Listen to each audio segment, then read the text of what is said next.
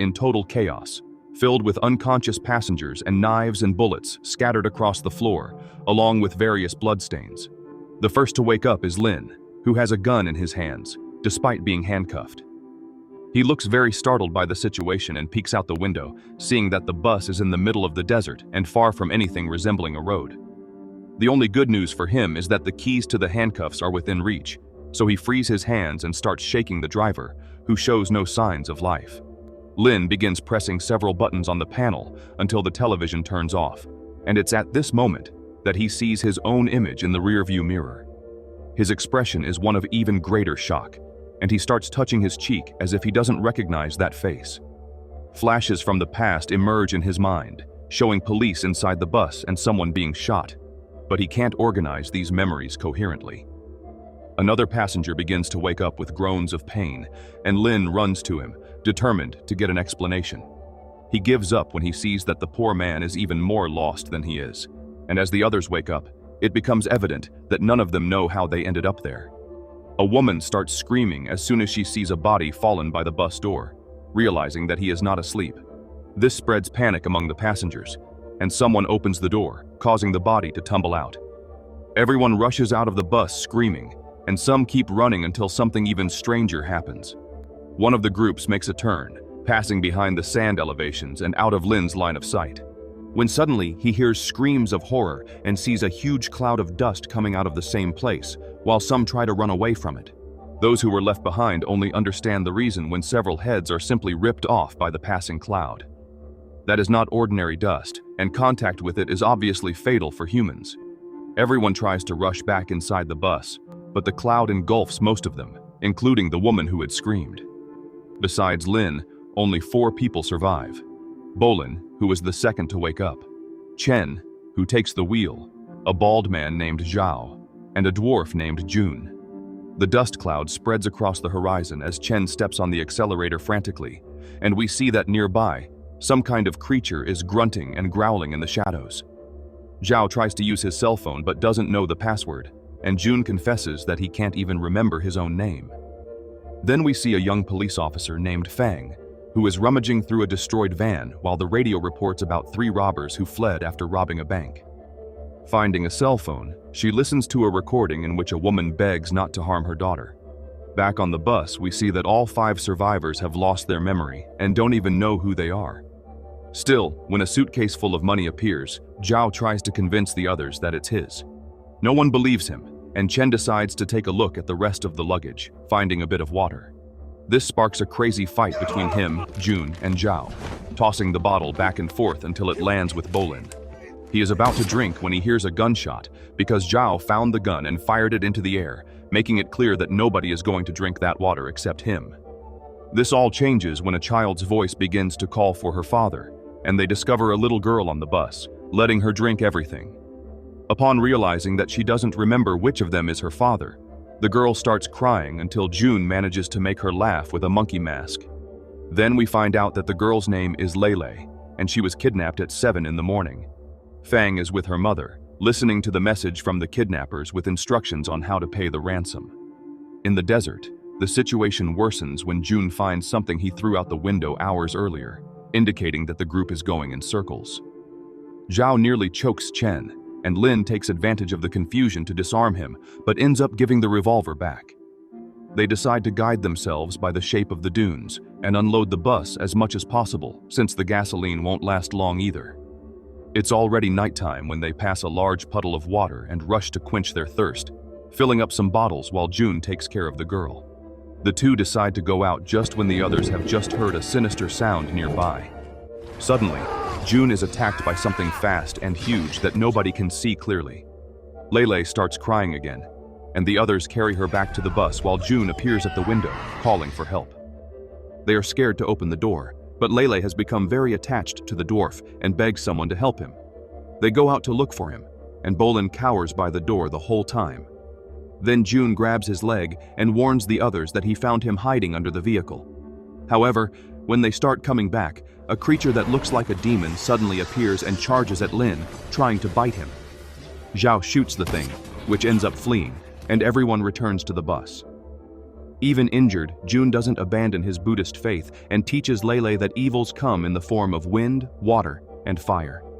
This means that only one remains, since the group has already faced the deadly dust and the lake demon. With less optimism, Chen informs the others that fuel has run out completely, and Lin says that it's best to spend the night inside, taking turns to keep watch. Lele is wide awake and also doesn't want to drink, saying she prefers to save water in case June gets thirsty. Still haunted by flashes of memory, Lin asks the girl to try to remember anything, but she says she can't. Without any of them noticing, a glowing circle appears in the middle of the desert, as if it were some kind of vortex, and then disappears without a trace. The next day, Lele's mother goes to the agreed location to deliver the money to the kidnapper, but no one shows up. The police are hiding nearby and begin to overhear the conversation when someone calls, informing that the deal is off for now. In the desert, the survivors comment that the night was too short, as the sun rose after just 3 hours. Lele wanders away from them unnoticed and goes to see what the object fallen in the sand is, discovering a danger sign. When the others notice her absence and start calling for her, Lin suddenly asks for silence and everyone hears the sound of that lethal wind. Worried about the girl, Zhao runs to her and steps on a kind of landmine. Everyone is shocked by the explosion, but Zhao survives despite his injuries. The problem now is that Lele is standing on top of another mine and the deadly dust cloud is already approaching. With as much calm as possible given the situation, Lin inserts the blade of a knife between the mine and the sole of Lele's shoe, allowing her to lift her foot. Now the fog is very close, and June takes the girl to the bus while Lin holds the knife, unsure of what to do. When he finally gathers the courage to let go of the knife, nothing happens to the mine, but the cloud is coming even faster. It doesn't take long for her to cross the bus, and Lele starts crying again upon seeing that Lin isn't with them. However, when they go out to check, he rolls out of the cargo compartment, where he had hidden just in time. After the scare, Zhao slowly recovers, and the others begin to lose hope again. Then Lin says that there is something on the other side of the dune, and there might be someone who can help. Fang is still with Lele's mother, who is named Bai. She explains that she became a widow when her daughter was still a baby, but she never had the courage to tell her. So she invented a story that her father was a sailor who would one day return to celebrate her birthday. This is what upset the girl yesterday, as she turned 8 and, once again, the visit didn't come. Lele ran away from home to find her father and ended up being kidnapped. While Bai tells this to Fang, one of the police officers informs that he has obtained information through the wiretap. At the same time, Lele and her new friends are crossing the desert towards what seems to be the entrance of a bunker. Even Zhao joins, being carried by the others, passing skeletons along the way. Arriving there, Lele overcomes her fear of the dark, and everyone moves forward into the tunnel, finding a British flag and several dusty weapons. Only with a cell phone flashlight, they investigate a hole in the wall, but then Lin calls them over to see what he has found. It's a stockpile of canned food, and everyone gets excited about the chance to satiate their hunger, but the joy is short-lived. Chen spits out the food right after, and Bolin checks the date on the outside of the can, saying it's from 1915. Lin isn't as surprised as the others, as he had already noticed that the guns and uniforms were all very old models and that nothing there seems to be from China. Bolin gets scared upon hearing that they might be in another country and thinks that the troops could return at any moment, but the others prefer to take shelter in the bunker anyway. A little later, Chen celebrates finding a gas can and goes to fill the tank along with Lin and Bolin. Zhao and June stay with the girl inside the bunker, and the three get startled when they hear a noise. At the same time, Lin discovers that the bus is stuck and starts digging around the tires until the spade hits something metallic. This is how he finds an old military helmet, along with a bundle full of memorabilia and a diary. Being the only one who knows other languages, Bolin starts translating the soldier's account, haunting the other two with what he reads. The soldier says that his platoon was on the way to a battle when they were hit by a very thick fog. After the fog cleared, they found themselves in an unknown desert and only recovered their memories nearly a month later. The soldier ends that part by saying that he experienced inexplicable events because that desert is not on planet Earth. Meanwhile, Lele is clutching Zhao and June, for the noise they had heard earlier was indeed one of those monsters. The three try to stay quiet until the creature leaves, but June realizes that this won't happen and decides to face it. The monster jumps at him right then, and June starts shooting, managing to scare it off. Still reading the soldier's diary, Bolin says that the platoon discovered a way back home, explaining that there is a temporary vortex that opens in the desert. The three barely have time to digest all this before the monster comes out of the bunker already shrieking at them. Luckily, the bus is already unstuck, and they manage to escape, but a thud from above warns that they have been reached. To make matters worse, that monster is no longer alone, and now there is a whole pack surrounding the bus. One of them manages to get in, but decides to leave without eating any of them, abruptly changing focus. With a sigh of relief, Bolin asks Chen to turn the bus around and is shocked when he hears him say that he won't do it. Then he sees that the portal is open right at that moment, swirling a little above the ground and not far from them. As the huge pack of monsters converges towards the bunker entrance, Lin and Bolin become furious with Chen's coldness as they refuse to accept the idea of leaving the other three behind. He says that according to the soldier's diary, the portal would close at any moment, and no one knows when it will open again. Besides, those monsters can only have gone to the bunker, which means that the others might already be dead by now. The speech doesn't convince them, and the two prefer to walk back than spend another minute there with him. Before getting off, Bolin still reminds Chen of how affectionate Lele is and how she calls all of them daddy, even without knowing who her real father is. June and Zhao's attitude inside the bunker is the complete opposite of the driver's selfishness, as they both risk their lives to protect the girl at all costs. The creatures have already invaded the bunker, and as much weapons and ammunition as Zhao now has at his disposal, he is still just a shooter against a pack of alien beings that keep attacking him. Seeing that there is no way out, he tearfully bids farewell to the girl and pulls the pin from a grenade.